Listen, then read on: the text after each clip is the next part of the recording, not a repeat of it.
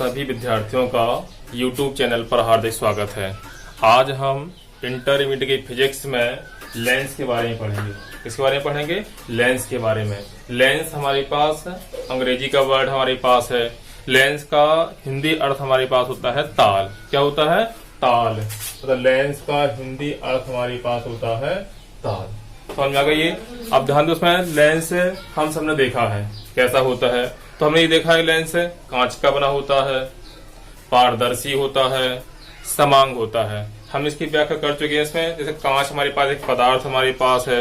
समांगी मतलब होता है कि मतलब पदार्थ है जिन कणों से बना होता है वे कण एक निश्चित क्रम में व्यवस्थित होते हैं। और समांग ये समांग हमारे पास हो गया। और पारदर्शी क्या होता है? जो पारदर्शी हमारे पास होता है, तो पारदर्शी मतलब होता है जिसके आर पार हमें दिखाई दे सके, अर्थात जिसमें प्रकाश का पारगमन हो सके, तो पारदर्शी कहलाता है। तो हमने देखा है लेंस हमारे पास है कांच का बना होता है, समांग होता है, पारदर्शी होता है। और हमने ये देखा हो जो कि लेंस हमारे पास है दो वक्र पृष्ठों से घिरा होता है या एक समतल और एक वक्र तल से घिरा होता है। तो समझ में आ गया ये? तो लेंस को परिभाषा या लेंस की परिभाषा को हमें याद करने की आवश्यकता बिल्कुल नहीं, केवल उसको देखकर उसकी परिभाषा बता सकते हैं। तो क्या है हमारे पास लेंस के बारे में? कांच का बना है, पारदर्शी है, समांग है और दो वक्र पृष्ठों से घिरा है। किससे घिरा है? दो वक्र पृष्ठों से। ये दोनों वक्र पृष्ठ हमारे पास है, ये दो वक्र पृष्ठ हमारे पास है।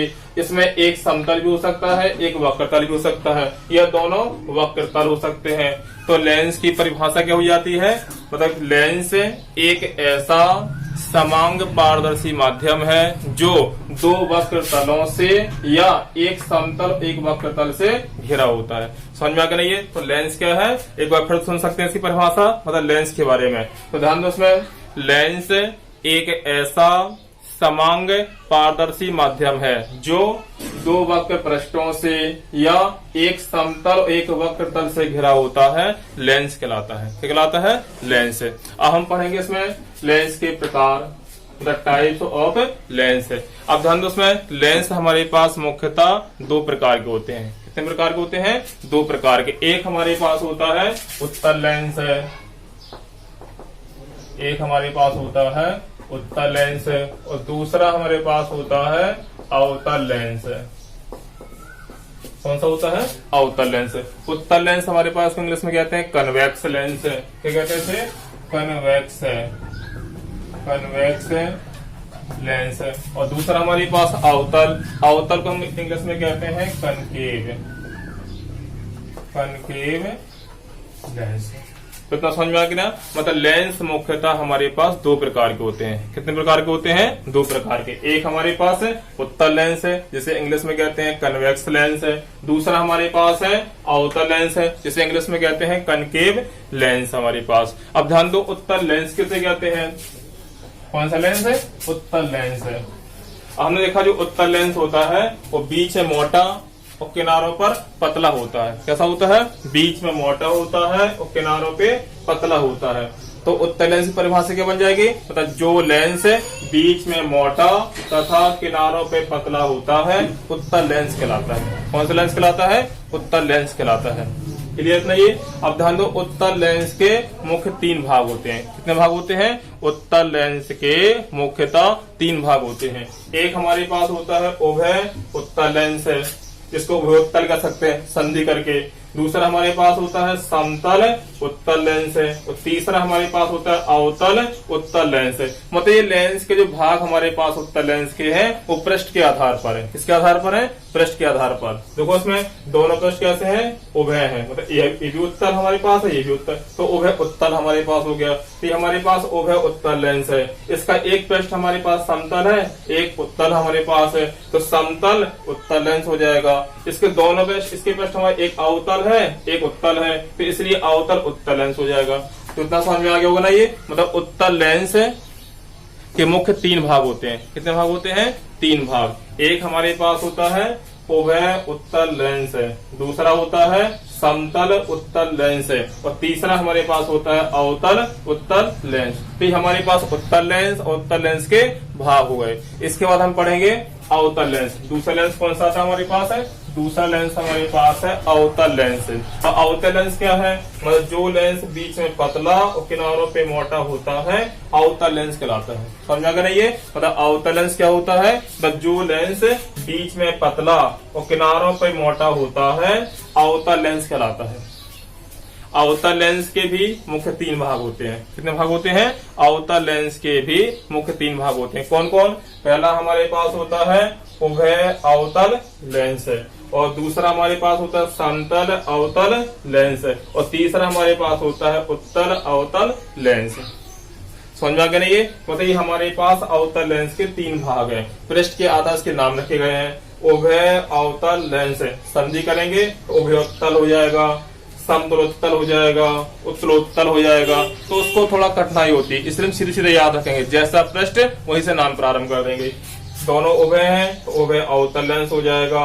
एक समतल है, एक अवतल है, समतल अवतल लेंस हो जाएगा।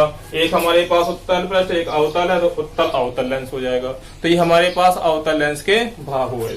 अब ध्यान दो, इसमें जो उत्तल लेंस हमारे पास है, उत्तल लेंस के बारे में, मतलब उत्तल लेंस है प्रकाश किरणों को एक बिंदु पर केंद्रित करता है।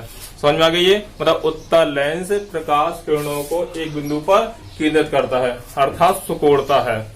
ठीक है, अब देखो इसमें उत्तल लेंस प्रकाश किरणों को, इसे हमारा उत्तल लेंस दिया गया है, ये इसका अक्ष हो जाएगा इसमें। तो उत्तल लेंस को अगर समांतर प्रकाश किरण आ रही है तो इस समांतर प्रकाश किरणों को झुका देता है, अर्थात एक बिंदु पर केंद्रित कर देता है ये। तो उत्तल लेंस का काम क्या होता है कि प्रकाश किरणों को सुकोड़ देना, अर्थात एक बिंदु पर केंद्रित करना। अब ऐसा क्यों करता है ये, अब ध्यान दो, हमने पढ़ा हुआ है कि प्रिज्म में अगर कोई प्रकाश कण आपतित की जाती है तो ये प्रकाश कण क्या होती है, जब प्रिज्म पर आपतित होती है और प्रिज्म से गुजरती है तो आधार की ओर झुक जाती है। कहाँ झुक जाती है, आधार की ओर। और तुम जानते हो प्रकाश कण का झुकना तो ये विरल और सघन माध्यम के कारण होता है। जैसे हम देखा हुआ है, ये प्रिज्म हमारे पास है, अगर इस प्रिज्म प्रकाश में आपतित की जाती है तो ये आधार की ओर झुकती है। कहाँ झुकती है, आधार की ओर। तो जो उत्तल लेंस हमारे पास है, उत्तल लेंस की आकृति इस प्रकार से ये,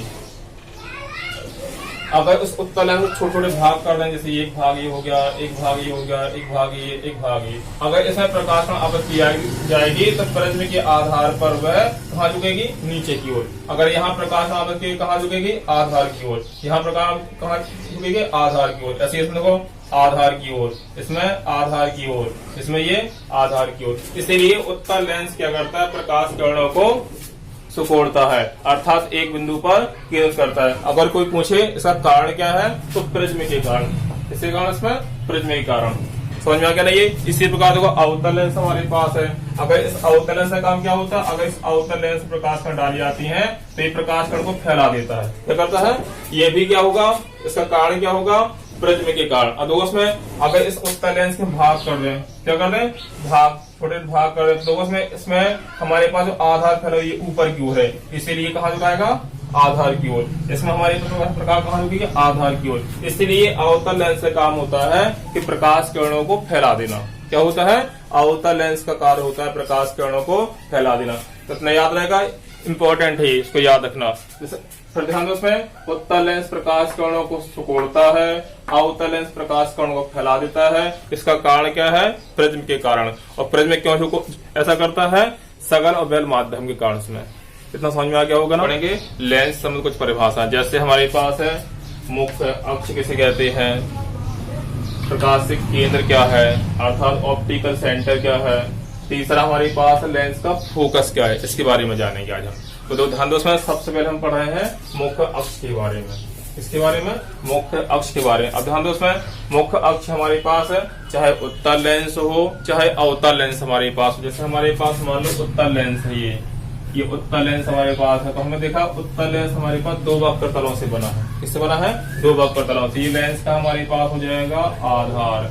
लेंस को हम दर्ज करते हैं एल से। किससे करते हैं, एल से करते हैं। अब दोस्तों जो लेंस हमारे पास है, एक वक्र पृष्ठ हमारे पास है तो इसका वक्रता केंद्र होगा। एक वक्र पृष्ठ हमारे पास ही है तो इसका वक्र पृष्ठ केंद्र यहाँ पर होगा।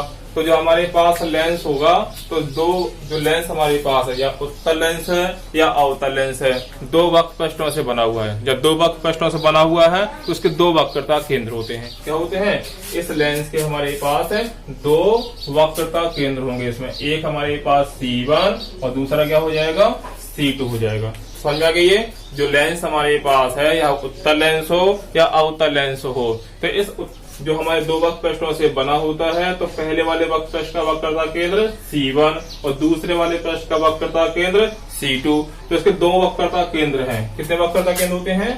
दो। चाहे वो हमारे पास उत्तल लेंस हो, चाहे वो हमारे पास अवतल लेंस हो। तो इसकी परिभाषा क्या बन जाएगी इसमें? देखो, लेंस के दोनों वक्रता केंद्रों से होकर जाने वाली सीधी रेखा को मुख्य अक्ष कहते हैं। समझ में आ गया ये? मतलब लेंस का मुख्य अक्ष क्या है?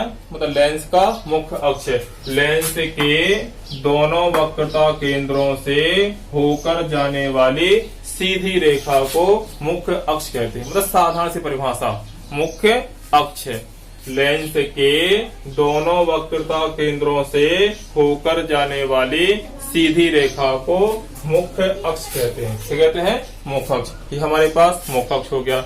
इसके बाद हम पढ़ेंगे प्रकाशिक केंद्र। क्या पढ़ेंगे? प्रकाशिक केंद्र। दूसरी परिभाषा पढ़नी है प्रकाशिक केंद्र।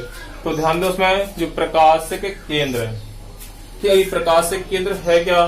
जो लेंस का प्रकाशिक केंद्र होता है ये सदैव मुख्य अक्ष पर होता है। कहाँ पर होता है? मुख्य अक्ष पर, मतलब प्रकाशिक केंद्र।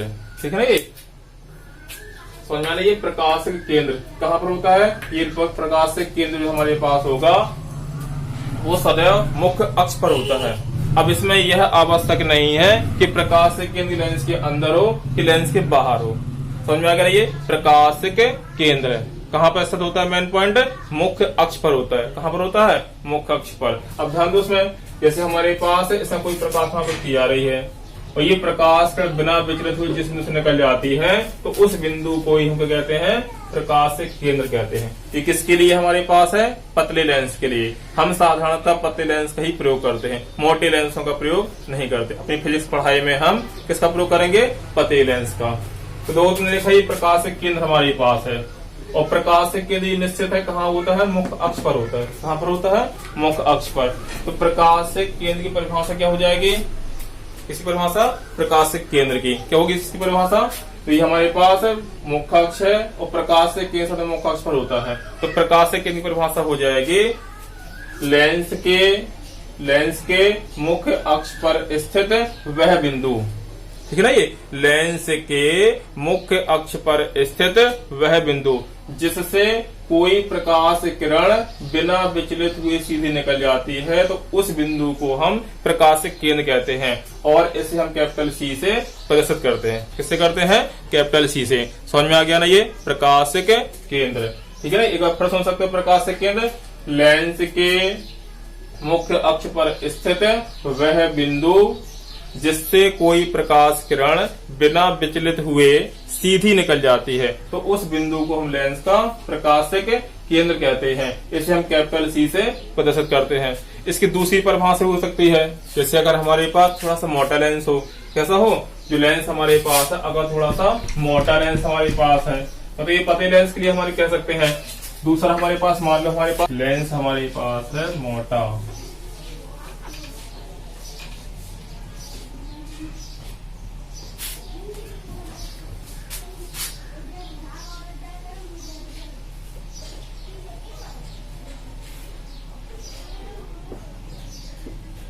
यही प्रकाशिक केंद्र है। तो लेंस की मुख्य प्रकाशिक केंद्र परिभाषा इस प्रकार से हो सकती है। इस प्रकार से मेन पॉइंट वही है, लेंस के मुख्य अक्ष पर स्थित वह बिंदु जिससे निर्गत प्रकाश किरण आपतित प्रकाश किरण के समांतर होती है, तो उस बिंदु को हम प्रकाशिक केंद्र कहते हैं। समझ में आ गया? एक बार फिर सुन सकते हो उसकी परिभाषा, लेंस के मुख्य अक्ष पर स्थित वह बिंदु जिससे निर्गत प्रकाश किरण आपतित प्रकाश किरण के समांतर होती है, तो उस बिंदु को हम प्रकाशिक केंद्र कहते हैं। इसे हम कैपिटल C से प्रदर्शित करते हैं। क्योंकि अगर हमारे पास मोटा लेंस दिया गया है तो क्या होगा? इसमें अपवर्तन होगा। क्या होगा? अपवर्तन के कारण ही कह सकते हैं। तो इसमें मेन पॉइंट यह है कि निर्गत प्रकाश किरण आपतित प्रकाश किरण के समांतर होती है, तो मुख्य अक्ष के जिसमें होकर जाएगी उसे हम क्या कहेंगे? प्रकाशिक केंद्र कहेंगे। समझ में आ गया? ये हमारे पास प्रकाशिक केंद्र हो गया। अब ध्यान दो, प्रकाशिक केंद्र के संबंध में मतलब यह है आवश्यक नहीं है कि लेंस का प्रकाशिक केंद्र लेंस के अंदर हो। लेंस के अंदर भी हो सकता है, ये लेंस के बाहर भी हो सकता है। कहाँ हो सकता है? लेंस के अंदर भी हो सकता है और लेंस के बाहर भी हो सकता है। अब ध्यान दो किस किस लेंस का अंदर होगा, किसका बाहर होगा और किसका पृष्ठ पर होगा। तो ध्यान दो, उसमें हमने पढ़े थे चाहे वो उत्तल लेंस हो या हमारे पास अवतल लेंस हो, उस हमने क्या पढ़ा हुआ था उसमें कि लेंस के 3 भाग होते हैं। कितने भाग होते हैं? 3। एक हमारे पास होता है उभय उत्तल लेंस है। तो जो लेंस उभय उत्तल होता है या उभय अवतल होता है तो उसका प्रकाश से केंद्र सदैव लेंस के अंदर होता है। कहाँ होता है? लेंस के अंदर होता है। समझ में कहते हैं ये। और जो लेंस हमारे पास समतल उत्तल होता है तो उसका जो प्रकाश से केंद्र होता है वक्र तल पर स्थित होता है। कहाँ पर स्थित होता है? वक्र तल पर। समझ में आ गया नहीं ये। तो तीसरा हमारे पास है पॉइंट हमारे पास, अगर हम तीसरा भाग जो हमारे पास दिया गया था उभय हो गया, इसको उत्तल अवतल लेंस हो या अवतल उत्तल लेंस हो, इसका जो प्रकाश से केंद्र होता है वो लेंस के बाहर होता है सदैव। तो समझ में आ गया ये। मतलब प्रकाश से केंद्र से संबंधित 3 पॉइंट हमारे पास विशेष इंपॉर्टेंट, उसको याद रखना।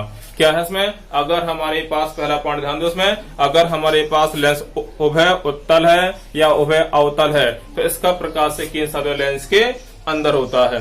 दूसरा पॉइंट, अगर हमारे पास लेंस समतल उत्तल है या समतल अवतल है तो इसका प्रकाश से केंद्र हमेशा वक्र तल पर होता है। कहाँ पर होता है? वक्र तल पर। तीसरा पॉइंट हमारे पास है यदि लेंस हमारे पास उत्तल अवतल है या अवतल उत्तल है तो इसका जो प्रकाश से केंद्र होगा सदैव लेंस के बाहर होता है। कहाँ होता है? सदैव लेंस के बाहर। तो ये हमारे पास प्रकाश से केंद्र हो गया। इसके बाद लेंस का फोकस है।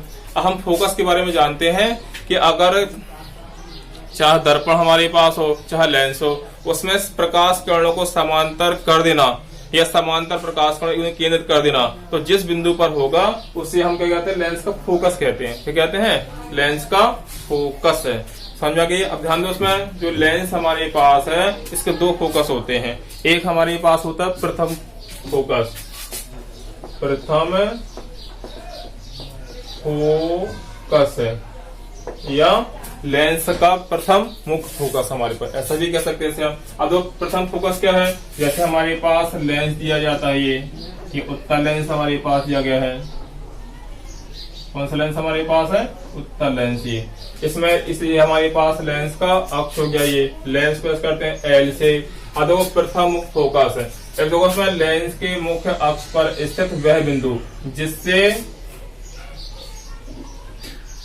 चलने वाली प्रकाश किरणें लेंस से अपवर्तन के पश्चात मुख्य अक्ष के समांतर हो जाती हैं, तो उस बिंदु को हम क्या कहते हैं? लेंस का प्रथम फोकस कहते हैं और इसे F1 से प्रदर्शित करते हैं। किससे करते हैं? F1 से। समझ में आ गया होगा इतना ये कि प्रथम फोकस किसे कहते हैं? लेंस के मुख्य अक्ष पर स्थित वह बिंदु जिससे चलने वाली प्रकाश किरणें लेंस से अपवर्तन के पश्चात मुख्य अक्ष के समांतर हो जाती हैं, तो उस बिंदु को हम लेंस का प्रथम फोकस कहते हैं। समझ में आ गया ये। दूसरा हमारे पास आता है द्वितीय फोकस है। दूसरा हमारे पास आता है द्वितीय फोकस। और दूसरा हमारे पास क्या है? द्वितीय फोकस है। द्वितीय फोकस, द्वितीय फोकस क्या है उसमें? ध्यान दो, उसमें जैसे हमारे पास ये लेंस दिया गया है,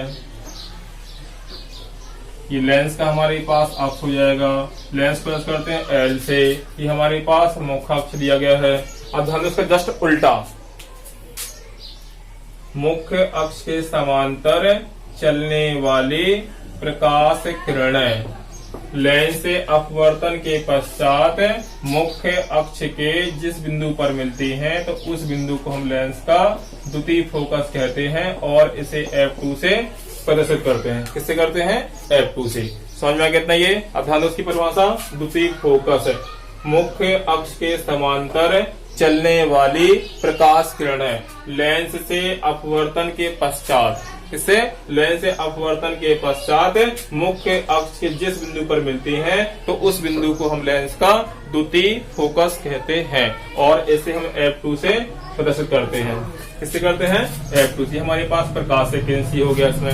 अब इसके बाद इसमें एक छोटी परिभाषा और आती है फोकस दूरी, जो हमने दर्पण ही पढ़ी है लेंस के लिए भी। तो लेंस के प्रकाश से केंद्र और फोकस के बीच की दूरी को हम फोकस दूरी कहते हैं और इसे हम स्मॉल f से प्रदर्शित करते हैं, चाहे वो प्रथम फोकस से हो या द्वितीय फोकस से हो। तो लेंस के प्रकाश से केंद्र से फोकस के बीच की दूरी को हम फोकस दूरी कहते हैं। फोकस दूरी का मात्रक मीटर होता है। ठीक, आज की इतनी पर्याप्त है। धन्यवाद। Hey there. Subscribe to my channel. And also press this bell icon.